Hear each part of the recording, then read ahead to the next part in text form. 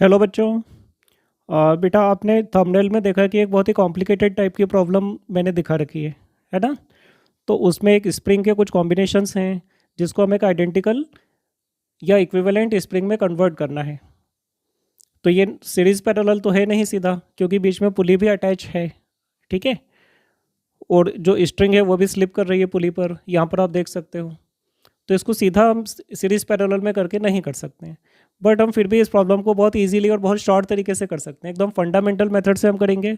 हम जरा भी इसमें कोई ट्रिक्स वाली बातें नहीं करके बिल्कुल फंडामेंटल शॉर्ट मेथड जो बहुत अच्छे से काम करेगी और आपको आप हर जगह पर यूज़ कर पाएँ जिसका, है ना।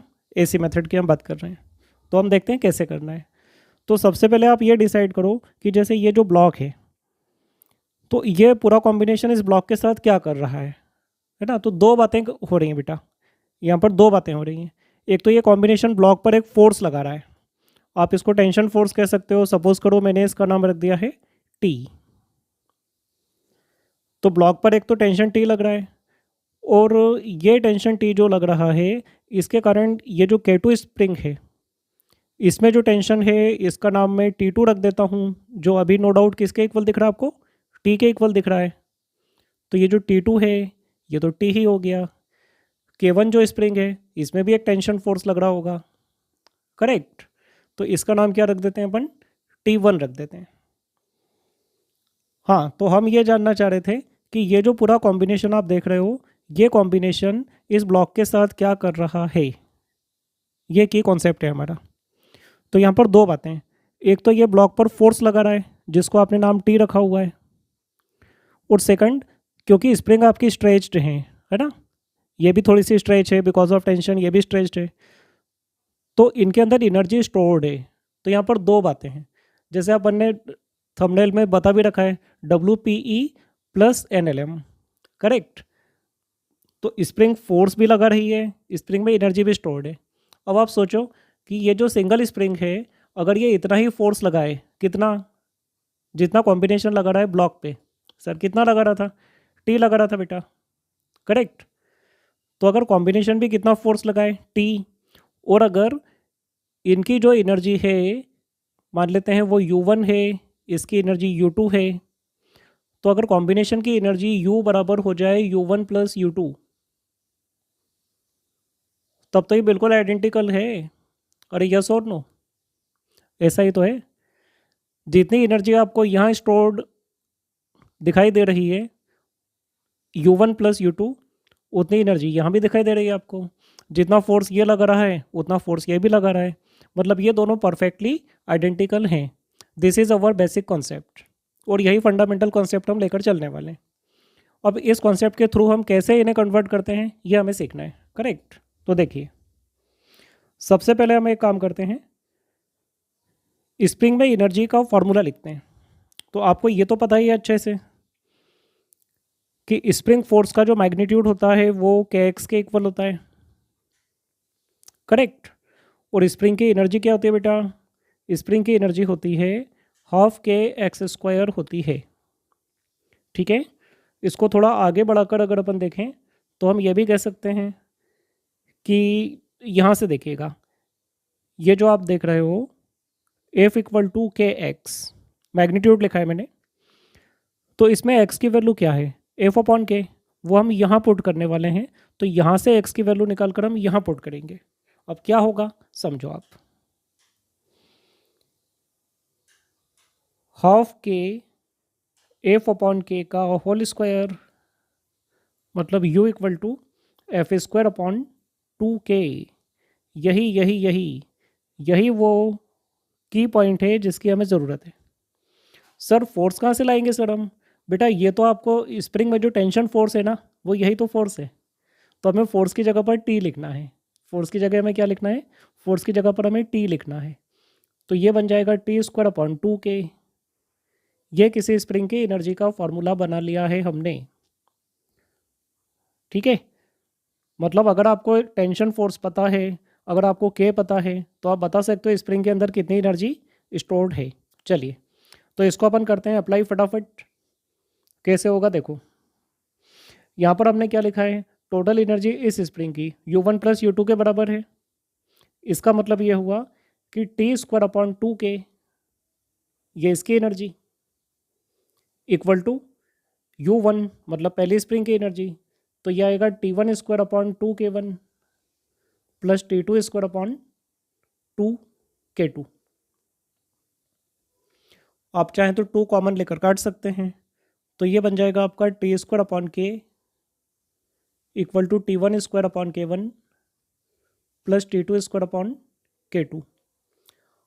आप अगली बार इसको एज ए फार्मूला यूज़ कर सकते हैं बेटा, केवल 2 ही हमें काटना है, वो तो आना ही है सभी में, सही है ना।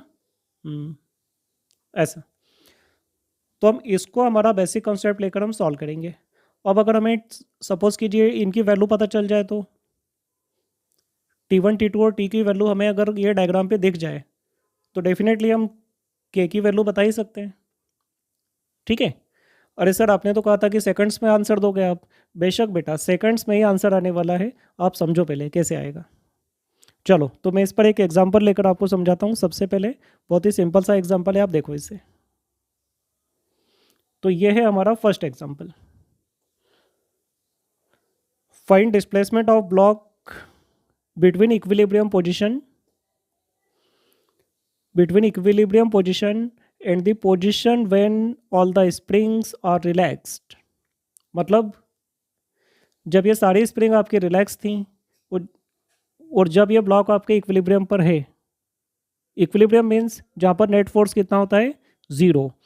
मतलब ब्लॉक को अगर इक्विलिब्रियम पे आपने रखकर छोड़ा, इक्विलिब्रियम पर उसे रखकर आपने छोड़ा, रेस्ट से फ्री करा, तो वो वहीं रेस्ट में रखा रहेगा क्योंकि उस पर कोई फोर्स नहीं लग रहा है। नेट फोर्स यहाँ पे 0 होता है, इसको हम क्या बोलते हैं, इक्विलिब्रियम कहते हैं। करेक्ट। तो देखिए अब क्या हुआ, हम करते हैं इसको अप्लाई। सबसे पहले एक काम कीजिए कि यहाँ पर जो टेंशन है आप इसको टी मानिए। यहाँ जो टेंशन है आपने इसको माना कि टी है। ठीक है। अब यहाँ पे जो टेंशन है सेकंड वाली स्प्रिंग में, ये कितना आएगा, तो समझिए अगर यहाँ टी है तो यहाँ भी टी होगा, सेम स्ट्रिंग है ना, ये तो आप जानते ही हैं। तो टी प्लस टी नीचे कितना बोलो, 2t। फिर अगर यहाँ 2t है तो यहाँ भी कितना होगा, 2t होगा सर। तो 2t प्लस 2t यहाँ कितना मिला, 4t मिला। ठीक है ना, यस यस। तो यहाँ पर आपको ऐसा मिला है।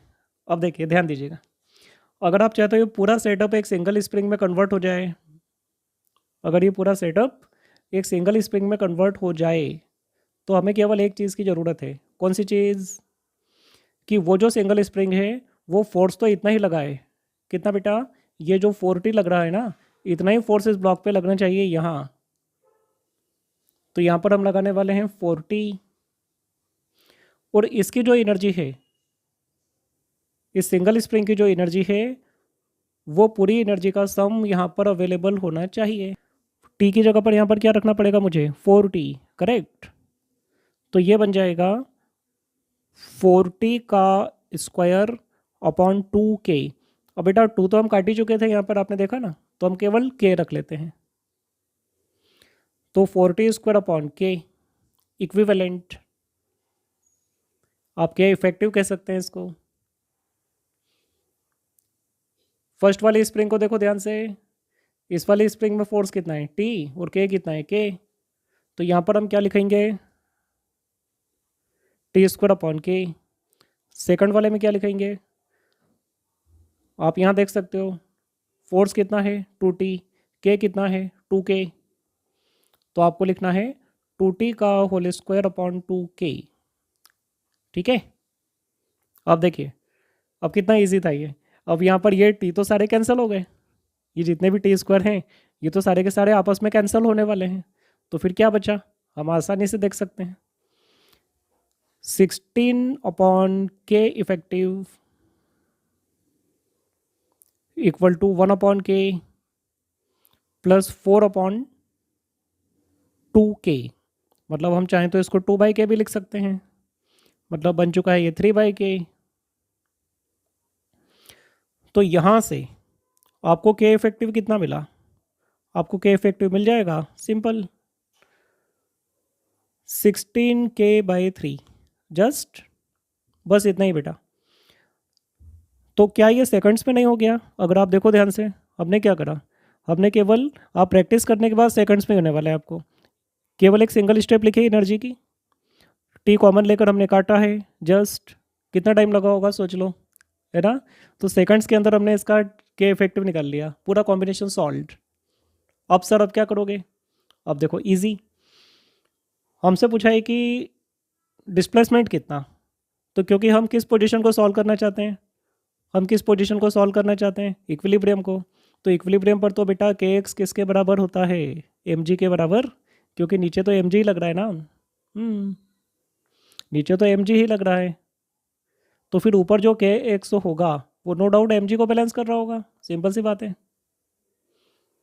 तो K effective into X equal to M G, तो यहाँ से हम एक्स की वैल्यू लिख सकते हैं एम जी अपॉन के इफेक्टिव। तो हमारा आंसर क्या आ चुका है, 3 mg upon 16k। This is our answer,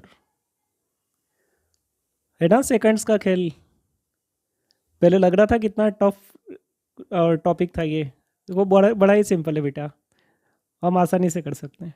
चलिए अब हम देते हैं एक और एग्जांपल, ये थोड़ा सा और कॉम्प्लिकेटेड टाइप का दिख रहा है, लेकिन अब आपको और कम टाइम लगेगा। देखो ध्यान से देखना, अब मान लेते हैं हम कि ये जो भी पूरा सेटअप है, ये सेटअप इस सिंगल स्प्रिंग का आइडेंटिकल सेटअप है ये,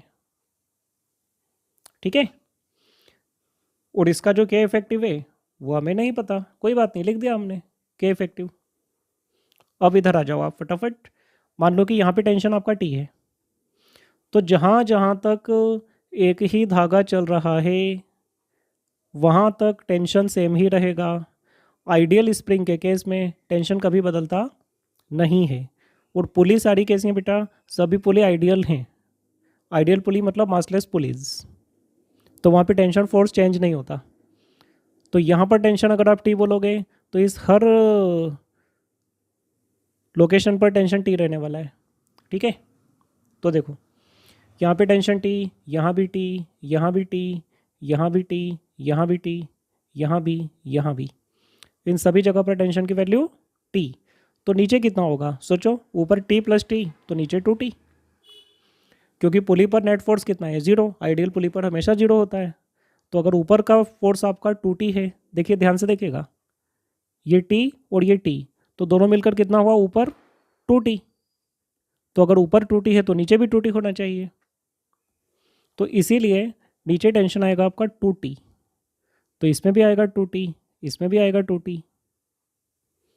जस्ट अब देखिए फाइनली हम देखते हैं कि ब्लॉक जो हमारा था, तो ब्लॉक पर टेंशन कितना लग रहा था बेटा, ब्लॉक पर तो टी लग रहा था, तो मतलब ये जो स्प्रिंग आप देख रहे हो ये ब्लॉक पर टी ही टेंशन लगाने वाली है, ऐसा। अब एनर्जी लिखेंगे हम इनकी, तो ये जो कॉम्बिनेशन आपने देखा इसकी एनर्जी लिखो सबसे पहले, जो आएगी टी स्क्वायर अपॉन के, तो टी स्क्वायर अपॉन के इफेक्टिव इक्वल टू, अब आप यहाँ देख सकते हो कि टी टेंशन वाली कितनी स्प्रिंग है, 1 2 3 4, इन सभी में टेंशन कितना दे रखा है टी, तो इसकी एनर्जी लिखेंगे 4 टाइम्स टी स्क्वायर अपॉन के प्लस, नीचे वाली स्प्रिंग को देखिए सभी में टेंशन कितना है, इन सभी में टेंशन कितना है 2t है, और ऐसी कितनी स्प्रिंग्स हैं आपके पास, 3 है, तो यहाँ पर लिखेंगे 3 टाइम्स 2t का होल स्क्वायर अपॉन के। सॉल्व करते हैं तो 1 अपॉन के इफेक्टिव इक्वल टू 4 अपॉन के प्लस 4 इंटू 3, है ना, 12 अपॉन के मीन्स 16 अपॉन के। तो आपका के इफेक्टिव बनता है, आपका के इफेक्टिव बनता है के बाई 16, ये तो के इफेक्टिव बन चुका है। अब क्या करेंगे सर, अब वही इक्विलिब्रियम पर नेट फोर्स किसके बराबर है, जो mg लग रहा है नीचे, तो इक्विलिब्रियम पर जो नीचे mg लग रहा होगा वो ऊपर के x को बैलेंस कर रहा होगा, है ना, इजी। तो इसका मतलब that means x equal to mg by k effective. तो 16 mg by k, this is our answer. ठीक है, समझ आया सवाल? कितना आसान था। हाँ, तो ऐसे ही हम काफ़ी बड़े बड़े सवालों को कर सकते हैं, चाहे वो डायग्राम कितना भी कॉम्प्लिकेटेड हो। देखो यही डायग्राम कोई कम कॉम्प्लिकेटेड था क्या? कितना ख़राब सा दिख रहा है, गंदा सा डायग्राम है कि नहीं। अब देखिए, अब आप आ जाइए एक बहुत ही ज़्यादा चैलेंजिंग प्रॉब्लम पर।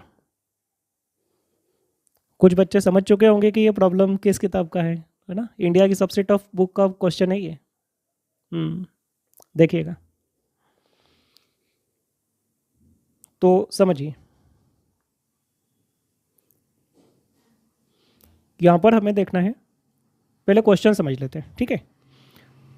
तो in the setup shown a block is placed on frictionless floor, ये फ्रिक्शन लेस फ्लोर पे रखा हुआ है।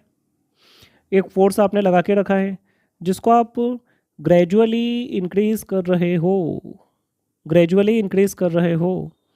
सर इसका क्या मतलब है? बेटा जब भी ऐसा कोई वर्ड आता है ना कि आप बहुत ही धीरे धीरे बॉडी को चला रहे हो या फोर्स को ग्रेजुअली इंक्रीज कर रहे हो, मतलब वो बॉडी हमेशा इक्विलिब्रियम पर है। वो बॉडी किस पर है? इक्विलिब्रियम पर है। तो बेसिकली इस क्वेश्चन में भी आपको इक्विलिब्रियम ही सॉल्व करना है। तो आपसे यही पूछा है कि इक्विलिब्रियम पर इसका डिस्प्लेसमेंट कितना है, how far will the block shift, मतलब x। तो हमसे x ही मांगा है, ग्रेजुअली इंक्रीज कराए, मतलब इक्विलिब्रियम की ही हम बात कर रहे हैं। तो बेसिकली ये वही सवाल हो गया वैसा ही जैसा हमने अभी अभी करा था। ओके, हम देखते हैं। तो समझिए, मान लीजिए कि यहाँ पे टेंशन आपका T है, ठीक है। तो अब आप देखो कि क्या ये पूरा एक ही सिंगल स्प्रिंग चल रहा है बेटा, स्ट्रिंग। Yes yes. तो इस पूरे में टेंशन की वैल्यू कैसी रहेगी? सेम रहने वाली है। तो यहाँ पे टेंशन T, तो यहाँ पर भी T, तो यहाँ भी T, तो यहाँ भी T, यहाँ भी, यहाँ भी और यहाँ भी। तो आप देखिए कहाँ कहाँ T मिल रहा है। तो ये T मिला आपको, ये T और ये T, तो T प्लस T, तो यहाँ पे कितना आना चाहिए बोलो? 2T। फिर यहाँ तो T रहेगा आपका, और यहाँ पर कितना आएगा इस वाले स्प्रिंग में? देखिए ध्यान से, ये वाला T प्लस ये वाला T, तो राइट में कितना फोर्स लग गया? 2T। तो लेफ्ट में भी कितना लगना चाहिए? 2T लगना चाहिए। तो इसमें पीछे लग रहा है फोर्स आपका 2T, ठीक है। यस। तो ये जो पूरा सेटअप आपने देखा, हम इसको इस आइडेंटिकल सेटअप के बराबर मान सकते हैं।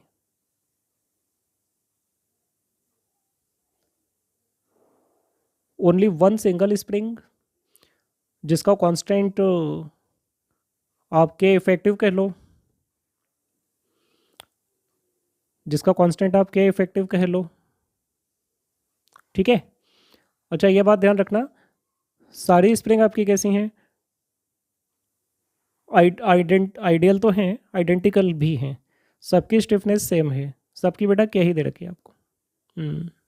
तो देखिए की पॉइंट ये आ रहा है कि इस ब्लॉक पर नेट टेंशन कितना लग रहा है पीछे स्प्रिंग के थ्रू, यहाँ। तो T यहाँ से लग रहा है, T यहाँ से लग रहा है, टोटल कितना हुआ? 3T। तो ये सेटअप इसके बराबर तभी माना जाएगा जब यहाँ भी ब्लॉक पर कितना लगे? 3T ही लगना चाहिए। यहाँ पर भी कितना लगना चाहिए? 3T लगना चाहिए। क्योंकि अगर यहाँ 3T लग रहा है तो यहाँ भी 3T लगना चाहिए, नहीं तो बराबर ही कैसे रहा। तो फोर्स भी बराबर होना चाहिए, एनर्जी भी बराबर होना चाहिए। यही की पॉइंट है, यही की कॉन्सेप्ट है बेटा। मैं बार बार रिपीट करूँगा इस चीज़ को, अपने दिमाग में अच्छे से इसको बैठा लीजिए।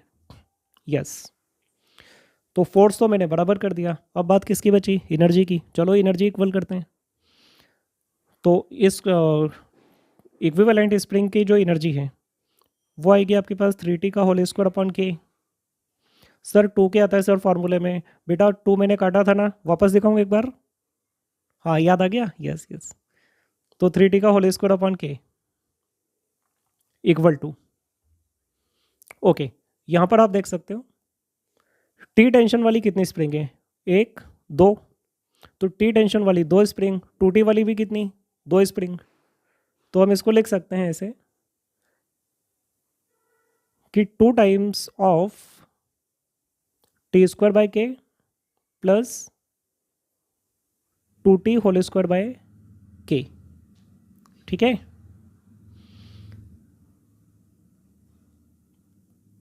तो फिर क्या बना फाइनली, टी स्क्वायर तो कैंसिल होना ही है। ओके, तो यहाँ पर क्या बचा आपका 9/k effective, 9/k effective equal to 2 का square 4 + 1 5 × 2।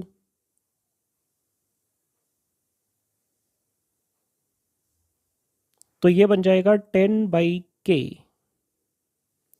Means k effective equal to 9k/10। Yes, अब आप देख सकते हो राइट में फोर्स कितना लगा के रखा है आपने, F लगा के रखा है। तो पीछे क्या फोर्स होगा, नो डाउट KX ही होगा।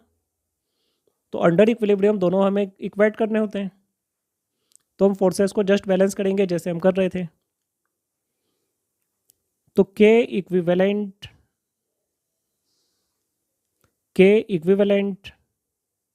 Into X equal to F, 9k/10 into X equal to F means X की वैल्यू क्या मिली, 10F/9k। इजी। आपको अंदाज़ा नहीं है अभी आपने किस क्वेश्चन को सॉल्व किया है। ये बहुत ही एक चैलेंजिंग टाइप का सवाल है बेटा, बहुत अच्छा सवाल है। तो देखिए आपका ये आंसर आ चुका है इसका 10F/9k।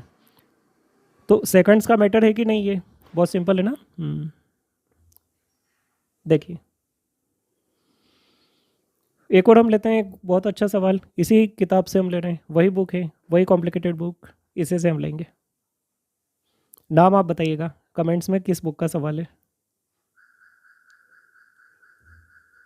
देखिए यहाँ पर भी सब कुछ वही है, मैं क्वेश्चन शॉर्टली एक्सप्लेन कर देता हूँ। K1 K2 स्प्रिंग्स आपको दे रखी हैं, वैसा ही सेटअप है जो हमने पहले क्वेश्चन के अंदर करा था, है ना। तो आप खुद भी इसको ट्राई कर सकते हैं। तो आप चाहें तो क्वेश्चन नंबर 1 जो अपन ने करा था उसको देखकर इसको ट्राई करने की कोशिश कीजिए। 2 मिनट के लिए, 5 मिनट के लिए वीडियो को पॉज कर दीजिए और ये क्वेश्चन को सॉल्व कीजिए, और उसके बाद फिर वापस से आप देखिए कि आपका भी कितने सेकंड्स में आंसर आता है, ये आप अपने आप से कंफर्म कीजिए। ठीक है, यस। हाँ, तो आप आई थिंक आप देख ही चुके हो, तो हम इसे कंटिन्यू करते हैं, देखिएगा।